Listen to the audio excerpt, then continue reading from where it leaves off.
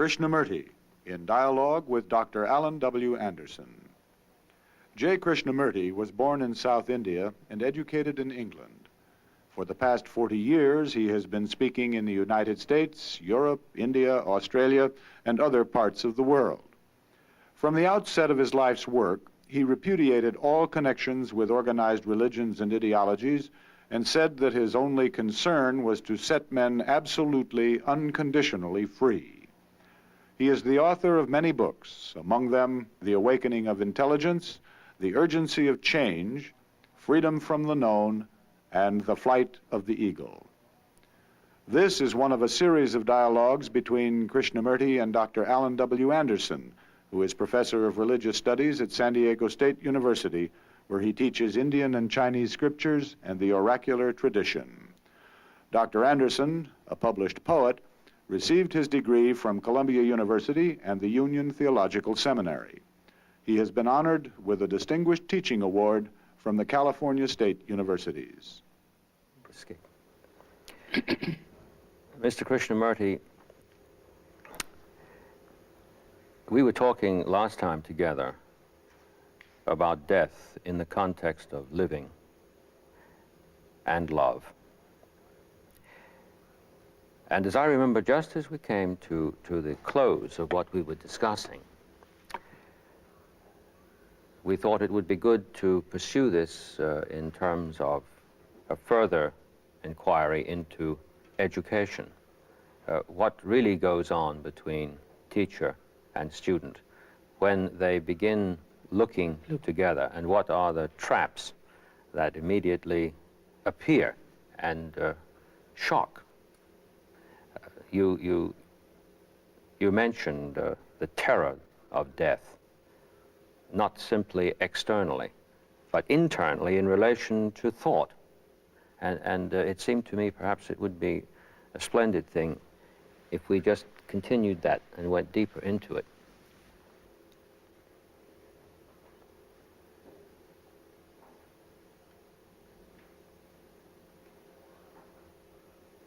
So I would like to ask why we are educated at all.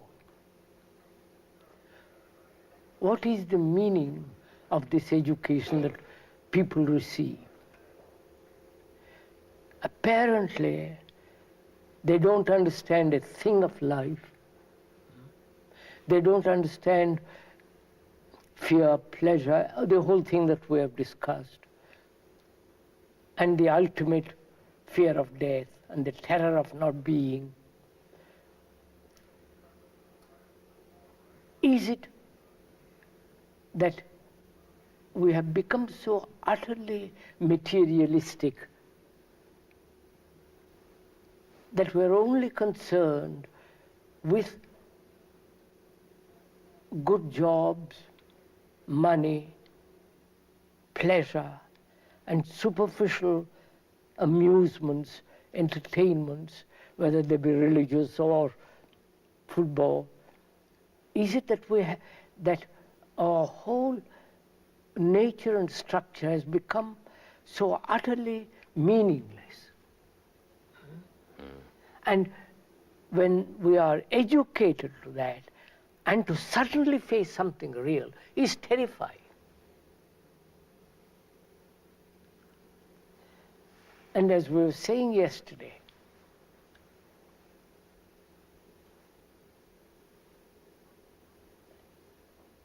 we are not educated to look at ourselves. We are not educated to understand the whole business of living.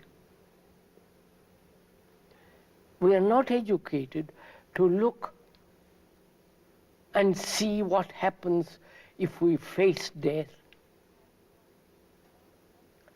So I was wondering, as we came along this morning, religion, which we were going to discuss anyhow, has become merely not only a divisive process, but also utterly meaningless. maybe 2,000 years as Christianity, or 3, 5 as Hinduism, Buddhism, and so on, it has lost its substance. And we never inquire into what is religion, what is education, what is living, what is dying, the whole business of it. We never ask, what is it all about? And when we do ask, we say, well, life has very little meaning. And it has very little meaning as we live. And so we escape into all kinds of fantastic, romantic nonsense, which has no reason behind, which is not we can't discuss or logically inquire, but is mere escape from this utter emptiness that a life that one leads. I don't know if you saw the other day a group of people adoring a human being, and that's doing most fantastic things. And that's what they call religion, that's what they call God. They seem to have lost all reason. Reason apparently has no meaning anymore either. I did see a documentary that was actually put on by this station, in which the whole meeting operation was being portrayed between the public and this individual in this young 15-year-old guru, Maharaji. And it was disgusting. It was extraordinary, amazing. And it was, in many respects, revolting. And that's what they call religion. So, shall we begin with the religion, go on? Yes, I think it would be a splendid thing to do. All right, sir. I feel man has always wanted or tried to find out something beyond the everyday living, everyday routine, everyday pleasures, every activity of thought. He wanted something much more. I don't know, you have been to India. I do not know if you've been to villages. They put a little stone under a tree, put some marking on it. Next day they have flowers, and the fourth day people are there. It has become divinity. It has become something religious. That same principle is continued in the cathedrals. It's exactly the same thing when you Mass and all the rituals in India and all that. It begins there.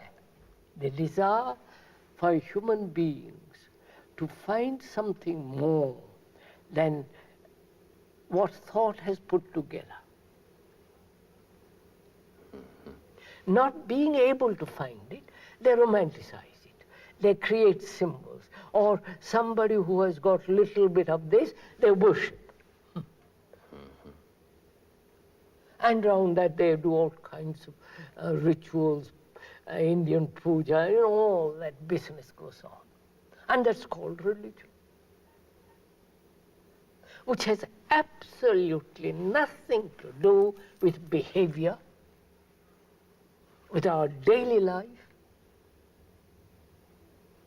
So, seeing all this, both in the West and the East, in the world of Islam, in the world of Hindu Buddhism and all that, it's the same principle going on.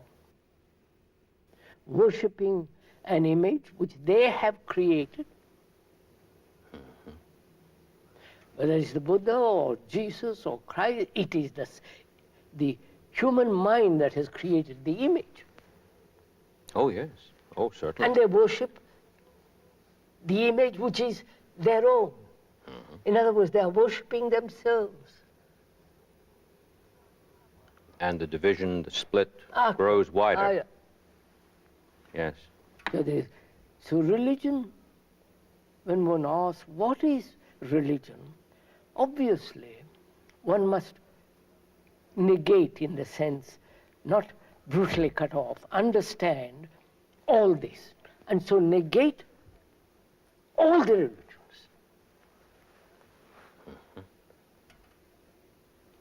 Negate the religion of India and the multiple gods and goddesses, and here the religion of Christianity, which is an image which they have created, which is idolatry. They mightn't like to call it idolatry, but it is. It's an idolatry of the mind. The mind has created the ideal, and the mind, through the hand, created the statue, the cross, and so on. So, if one really puts all that aside, the belief, the superstition, the worship of the person, worship of an idea, and the rituals and the tradition, all that, if one can do it, and one must do it to find out. Exactly. There's a point of terror here that is many, many faceted, it seems to me. It has so many different mirrors that it holds up to one's own dysfunction.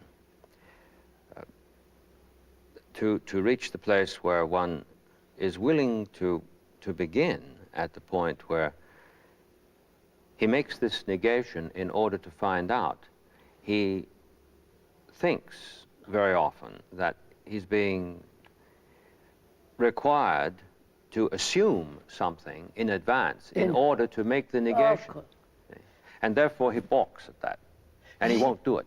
No, because the brain needs security. Otherwise it can't function. That's right. So it finds security in a belief, in an image, in rituals, in the propaganda of 2,000 or 5,000 years. And there is a sense of safety, comfort, security, well-being. Somebody is looking after the image of somebody greater than me who is looking after my, inwardly he's responsible, all that. So when you are asking a human being to negate all that, he's faced with an immense sense of danger. Immense sense of, he becomes panicked. Exactly. So to see all that, to see the absurdity of all the present religions, the utter meaninglessness of it all, and to face being totally insecure and not be frightened. I sense a trick that one can play on himself right here. Oh. Again, I'm very grateful to you that we're exploring together this pathology. Yes. And in its various facets. One can begin with the notion that he's going to make this negation in order to attain to something better. No, that's not negation. And that's not negation at all. The negation is to deny what is false, not knowing what is true. Yes. To see the false in the false, and to see the truth in the false. And it is the truth that denies the false. You don't deny the false, but you see what is false. And the very seeing of what is false is the truth. I don't. Yes, of course. And that denies, that sweeps away all this. I don't know if I make myself clear. Well, I had a very interesting experience in class yesterday. I had given the class an assignment. I think I mentioned this in a conversation we had yesterday. I'd given the class an assignment to go and look at the tree. So in effect, I'm making a report as to what happened after they came back. Well, one young woman described what happened to her. And she described it in such a way that the class was convinced, and I was convinced, that there was no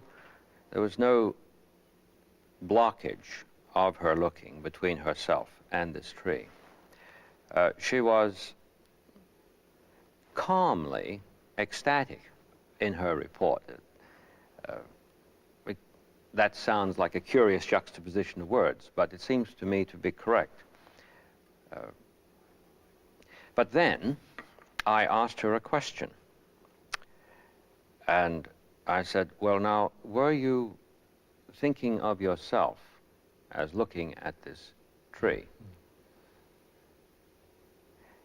And she hesitated. Mind you, she'd already gone through this whole statement, which was very beautifully undertaken. And I come along playing the role of the serpent in the garden, you see.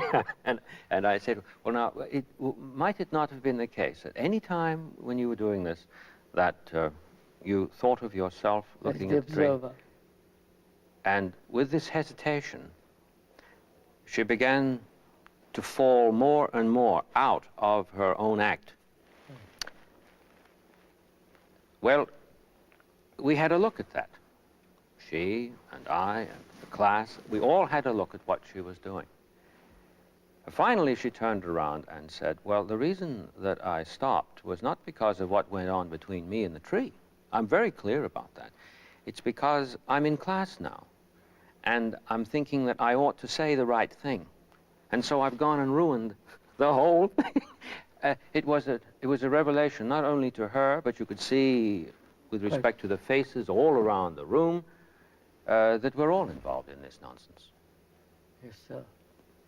And her shock that she could so betray this relationship that she'd had in doing her exercise in just a couple of words was Very almost, it was, yes, extremely revealing, but at the same time, desperately hard to believe that anybody would do such a thing to himself. Correct. Yes, please do go on. So, sir, that's it. Negation can only take place when the mind sees the false. The very perception of the false is a negation of the false. And when you see the religions based on miracles, based on personal worship, based on the fear that you yourself, your own life is so shoddy, empty, meaningless, and it is so transient. You're gone in a few years, and the mind creates the image which is eternal, which is marvelous, which is the beautiful, the heaven, and identifies with it and worships it. Because it needs a sense of security, deeply. And it has created all this superficial nonsense, a circus. It is a circus. Oh, yes. So can the mind observe this phenomenon and see its own demand for security, comfort, safety, permanency, and deny all that? Deny in the sense, see how the brain thought creates the sense of permanency. eternality, or whatever you like to call it. And to see all that, therefore, one has to go much more deeply, I think, into the question of thought. Because both in the West and the East, thought has become the most important movement in life. Right? Oh, yes. Oh, yes. Thought, which has created this marvelous world of technology, marvelous world of science and all that, and thought which has created the religions.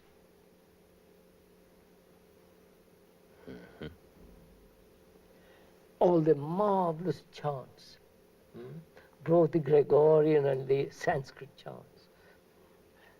A thought which has built these beautiful cathedrals. Thought which has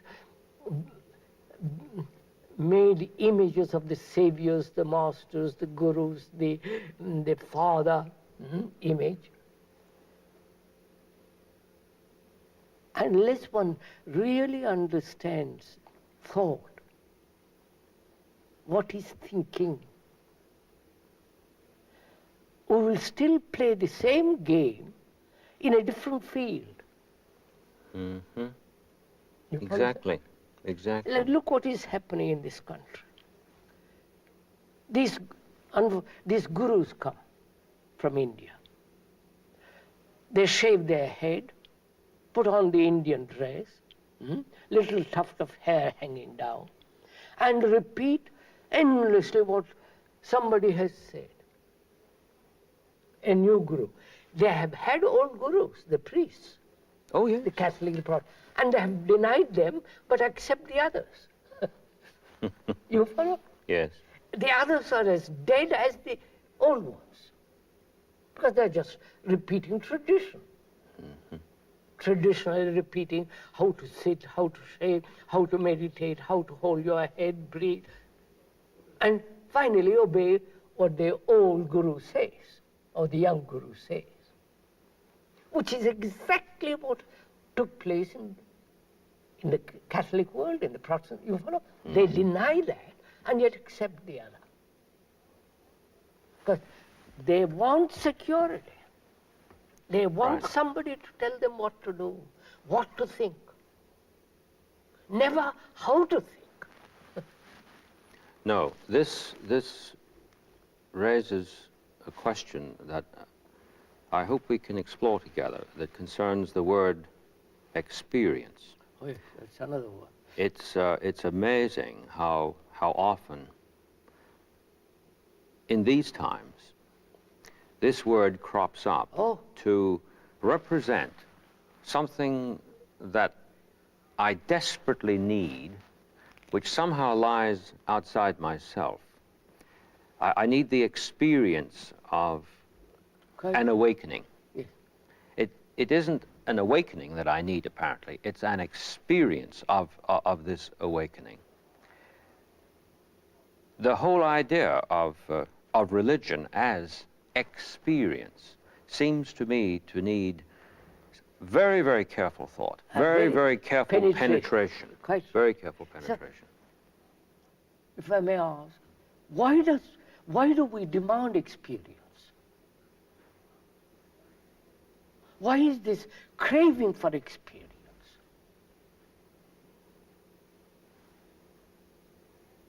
I mean, we have sexual experience, experiences of every kind, don't we? Yes. As we live. Insults, flattery, happenings, incidents, influences, what people say, don't say. We read a book that, and so on, so on. We are experiencing all the time. We are bored with that. And we say, we go to somebody who will give me the experience of God. Yes. That's precisely what's claimed. Yeah. Now, what is involved in that? What is involved in experience in the demand for experience and the experiencing of that demand.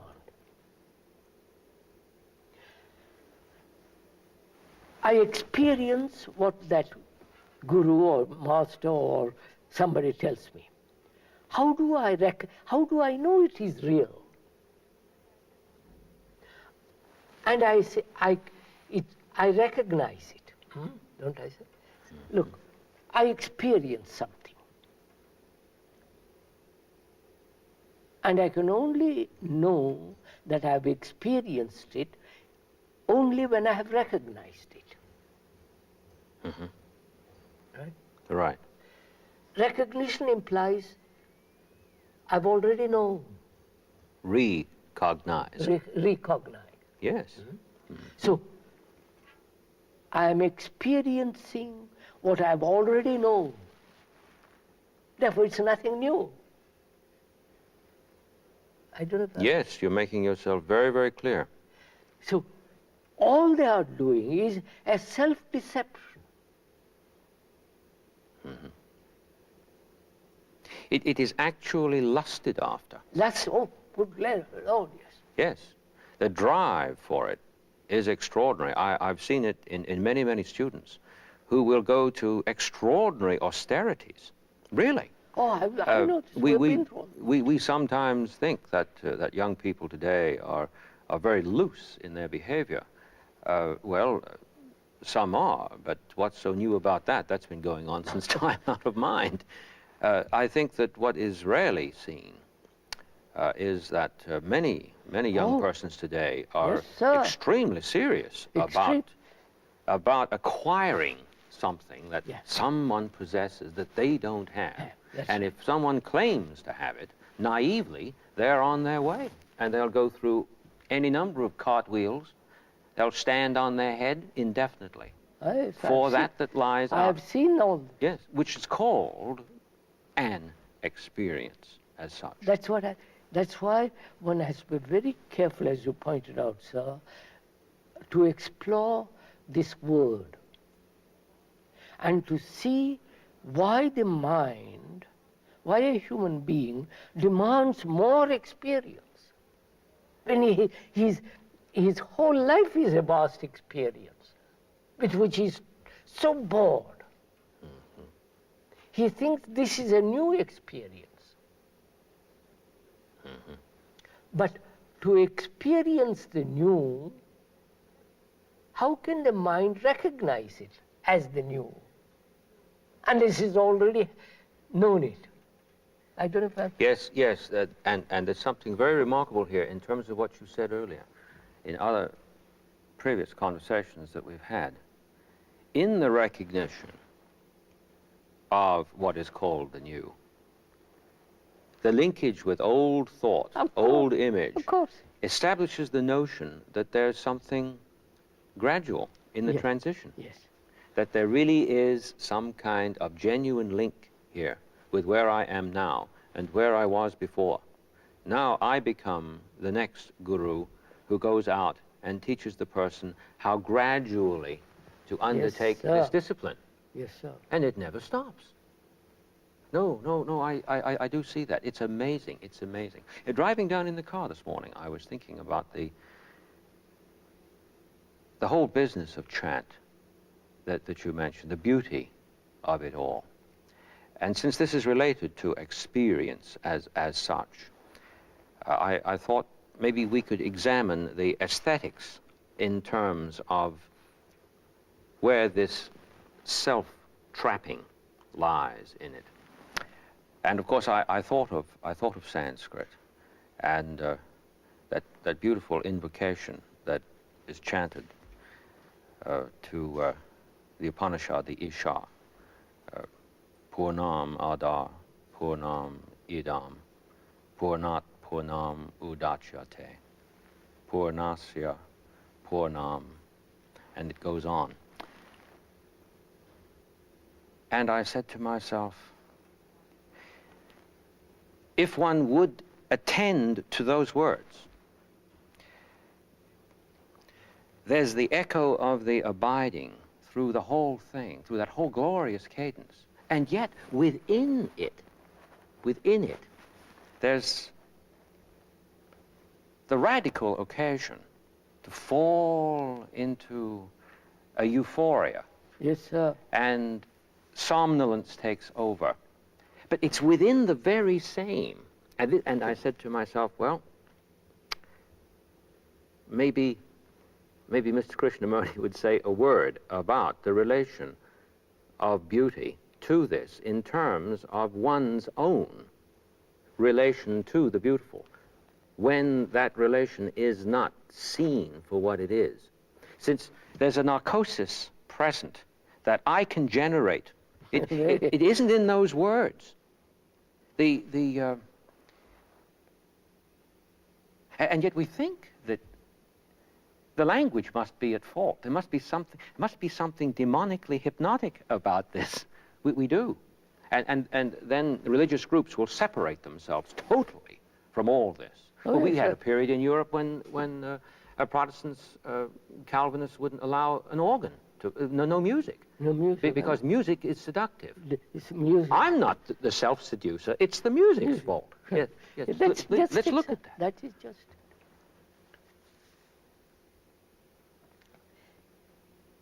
It's as we were saying the other day, sir, beauty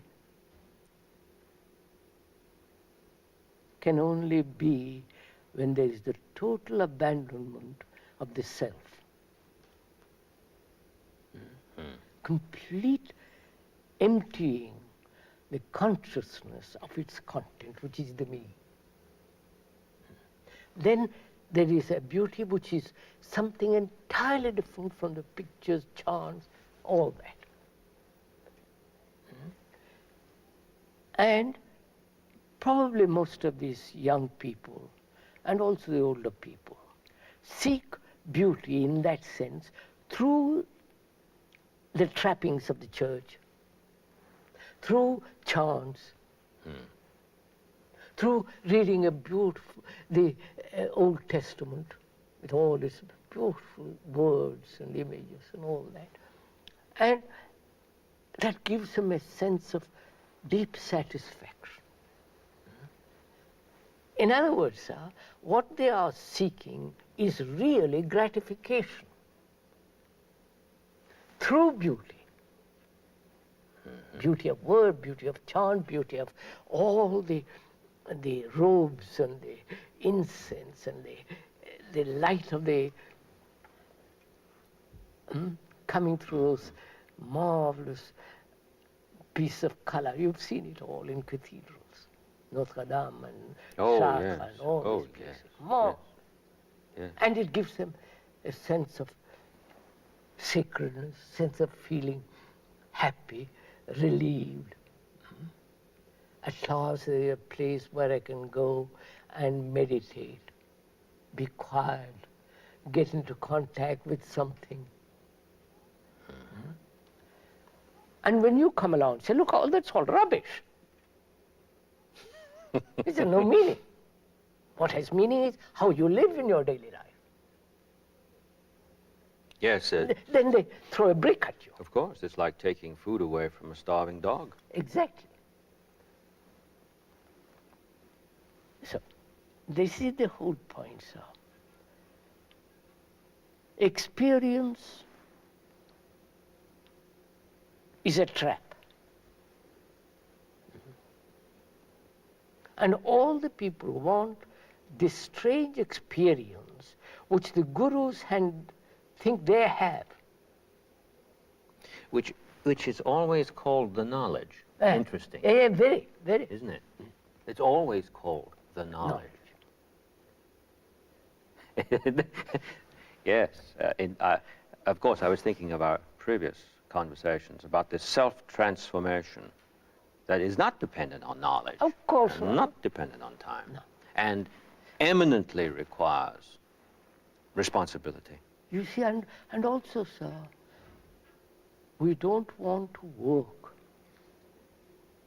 We work very strenuously in earning a livelihood. Look what we do. Year after year, day after day, day after day.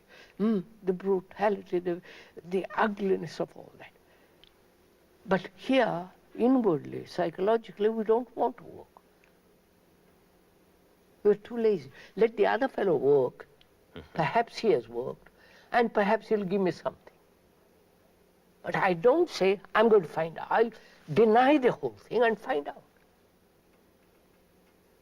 No, the assumption is that the priest's business is to have worked in order to know, so that I am relieved of that task, or if I didn't come into the world with enough marbles, then all I need do is simply follow his instructions, and it's his fault if he gets it messed up. Yeah, and we never ask the man who says, I know, I have experience. What do you know?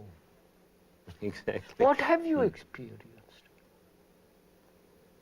What do you know?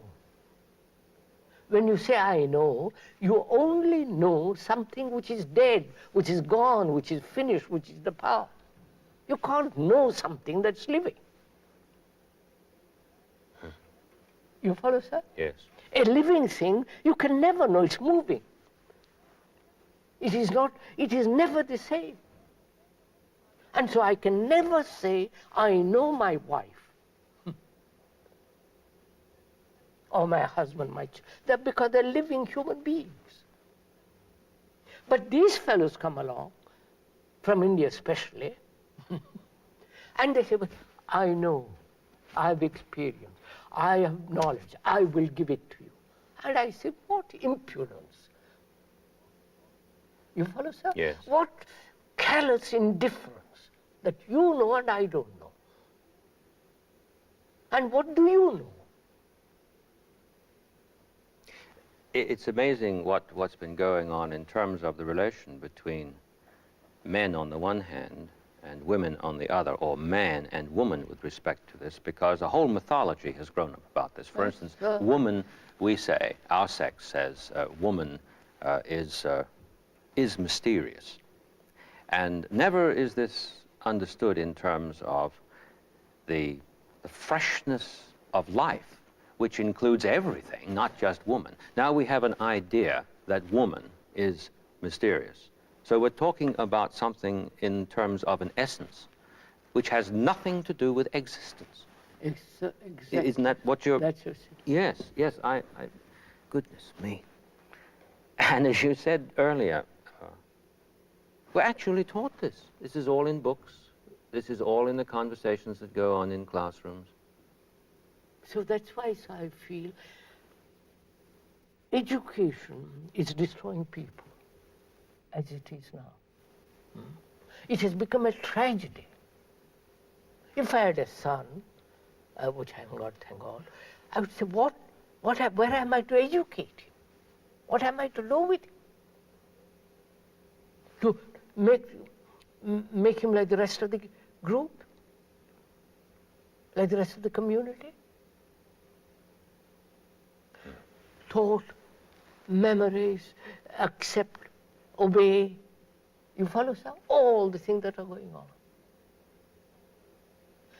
And when you are faced with that, as many people are now, they are faced with this problem. Oh, they are, yes, yes, there's no question about that. And so we say, look, let's start a school, which we have in India, which we're going to do in California at Ohio. We're going to do that. Let's start a school where we think totally differently, where we are taught differently. Not just the routine, to accept or to deny, react, the whole thing. So from that arises another question. Why does the mind obey?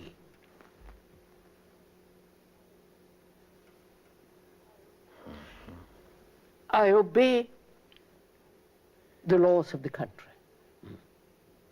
I obey keeping to the left side of the road or right side of the road. I obey what the doctor tells me. Obey. I'm careful what he tells me. If I'm little, personally, don't go near doctors. If I do, I'm very careful. I listen very carefully what they have to say. I'm watchful. I don't accept immediately this or that. But politically, in a so-called democratic world, they won't accept a tyrant. Right? Mm-hmm. No, they won't They accept say no authority, freedom. Mm-hmm. But spiritually, inwardly, they accept every Tom, Dick, and Harry. Mm-hmm. Especially when they come from India. Oh, yes. The other day, I turned on with London BBC, and there was a man interviewing a certain group of people. And the boy and the girl said, "We obey entirely what our guru says." I said, and the interviewer said, "Will he tell you to marry? If he tells me, I'll marry. If he tells me I must starve, I will starve. Far. Just a slave. You understand, sir?" Mm. And yet this very same person would object to political tyranny. Absurd. Yes. There he will accept the tyranny of a petty little guru with his fanciful ideas, mm-hmm.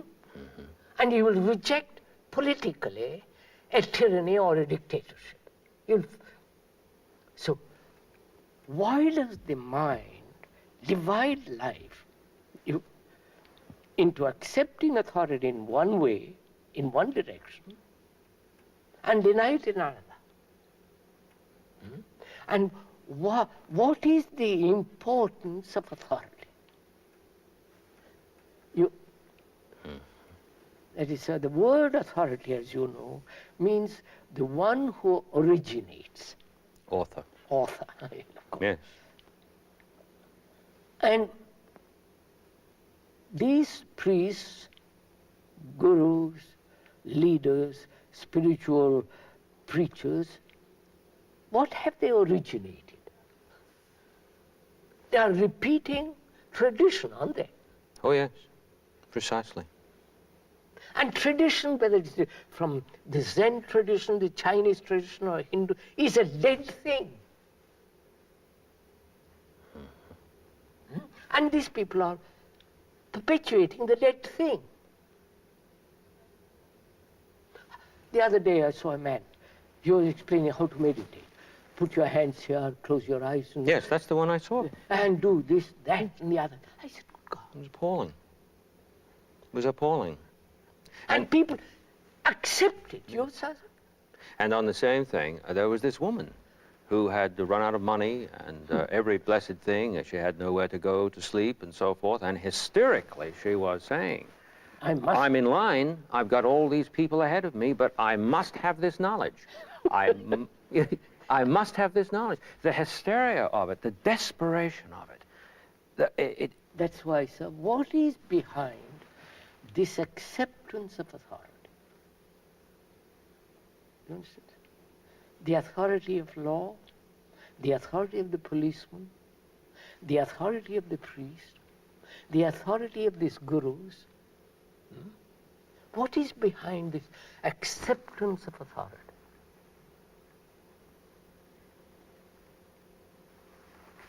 Is it fear?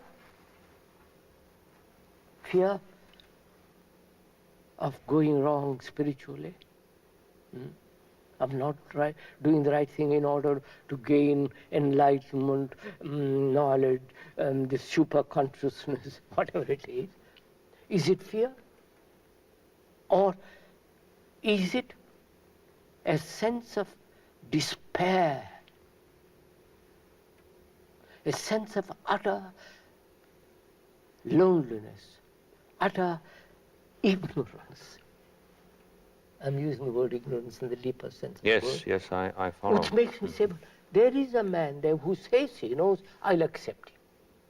I don't reason. You follow, sir? I don't say, what do you know? What do you bring to us, give to your own tradition from India? Who cares? You're bringing something dead, nothing original. You follow, sir? Nothing real.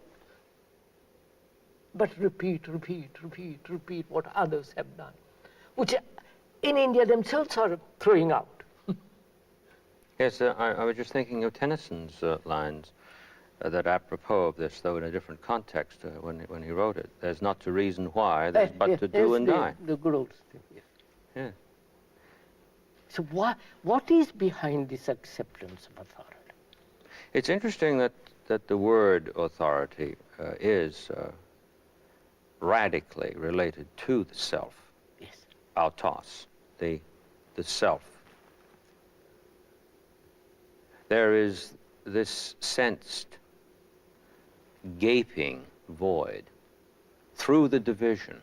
Yes, sir, that's just. Through the division. And that immediately opens up a hunger, doesn't it? And my projection of my meal, I've run madly to.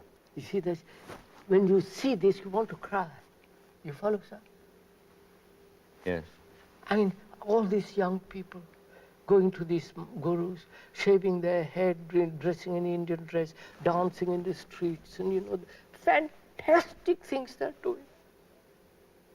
All on a tradition which is dead.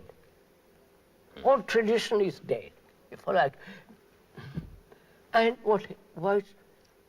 when you see that, you say, my God, what is happening? So I go back and ask, why do we accept? Why are we influenced by these people? Why are we influenced when there is a constant repetition in a commercial, buy this, buy this, buy this? It's the same as that. You follow, sir? Mm-hmm. Mm-hmm. Why do we accept? The child accepts, I can understand that. Poor thing, he doesn't know anything.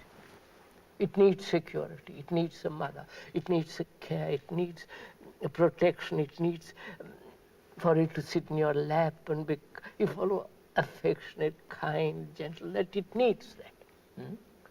Is it, they think the guru gives him all this? Through their words, through their rituals, through their repetition, through their absurd disciplines, you follow? Sense of acceptance, as I accept my mother and a child, I accept that in order to be comfortable, in order to feel at last something after me.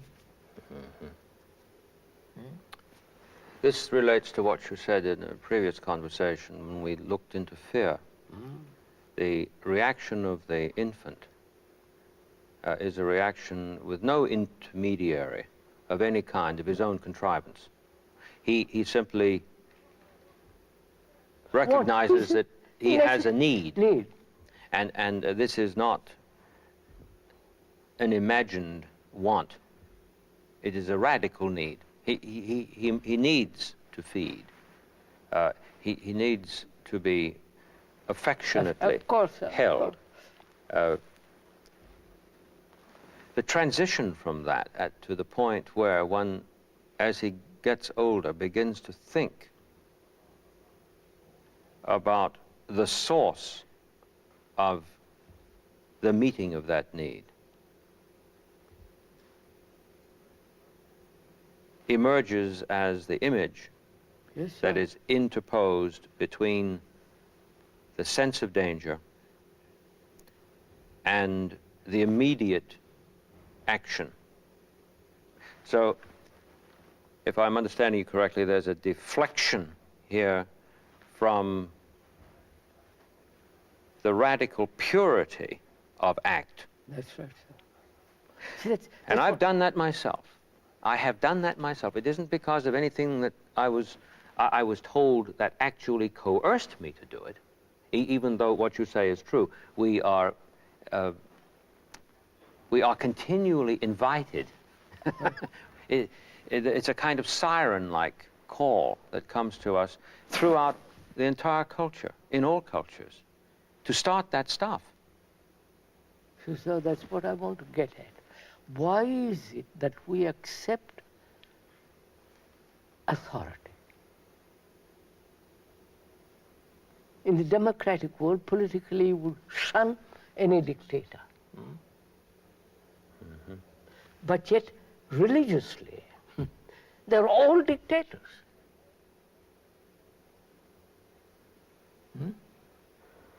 And why do we accept it? Why do I accept the priest as an intermediary to something which he says he knows?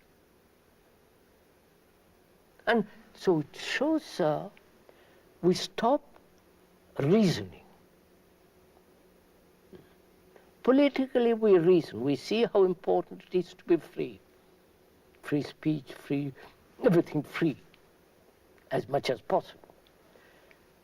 We never think freedom is necessary here. Spiritually, we don't feel the necessity of freedom. And therefore we accept it. Any Tom, Dick and Harry is horrifying. The most, I've seen it, intellectuals, professors, scientists falling for all this trash. Because they have reasoned in the scientific world and are weary of reasoning. And here at last, I can sit back, not reason, be told, be comfortable, be happy. I'll do all the work for you. You don't have to do anything. I'll take you over the river. You follow? Oh, yes. Yes. And I'm delighted. So, we accept where there is ignorance, where reason doesn't function, where intelligence is in abeyance, and you need all that, freedom, intelligence, reasoning, with regard to real spiritual matters. Otherwise what? Some guru comes along and tells you what to do, and you repeat what he does. You follow how destructive it is, how degenerate it is. That's what's happening. Endlessly. I don't think these gurus realize what they are doing. No. They're encouraging degeneracy. Well, they represent They are a chain of the same. Exactly. So can we, so this brings up a very important question. Can we educate, can there be an education in which there is no authority whatsoever?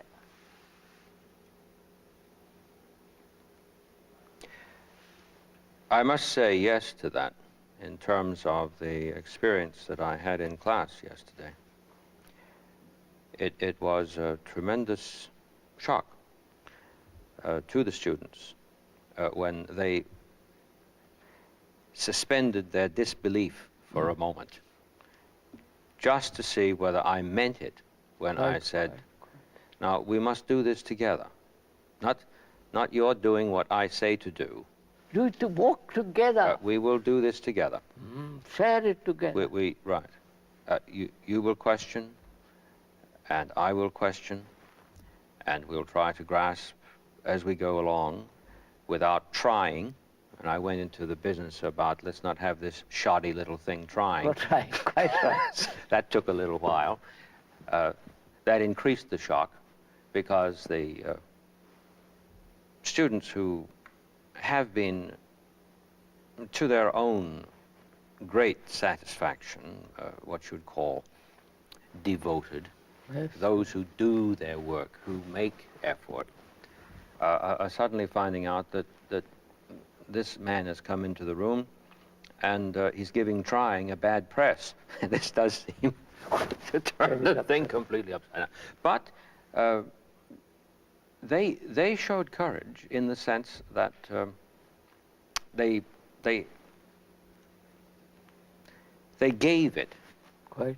a little attention before beginning the true act of attention. That's why I was using courage there, because it's a preliminary to that.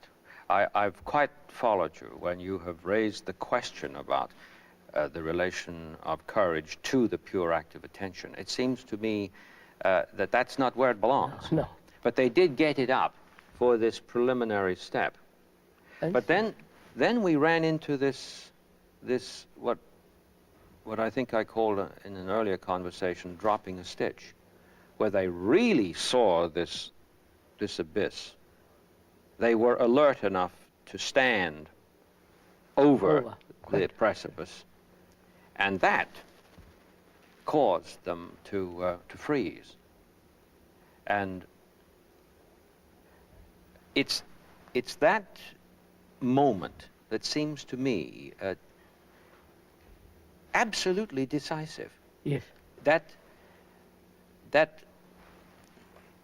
it's almost like one sees in terms of events, objective events. I remember reading the Spanish philosopher Ortega, who spoke of events that tremble back and forth before the thing actually tumbles into itself. Well, that was happening in the room, but it was like water that moved up to the lip of the cup and couldn't quite spill over. I've spoken about this at some length because I wanted to describe to you a real situation, what was actually happening. I was going to say, sir, I've connected with very many schools for 40 years and more. And when one talks to the students about freedom and authority and acceptance, they're completely lost. Yes. They want to be slaves. My father says this, I must do this. Or my father says, I won't do that. It's the same. Exactly. Do you think in our next conversation we could look at that moment of hesitation? Yes, sir. It seems to me so terribly critical for education itself. Wonderful.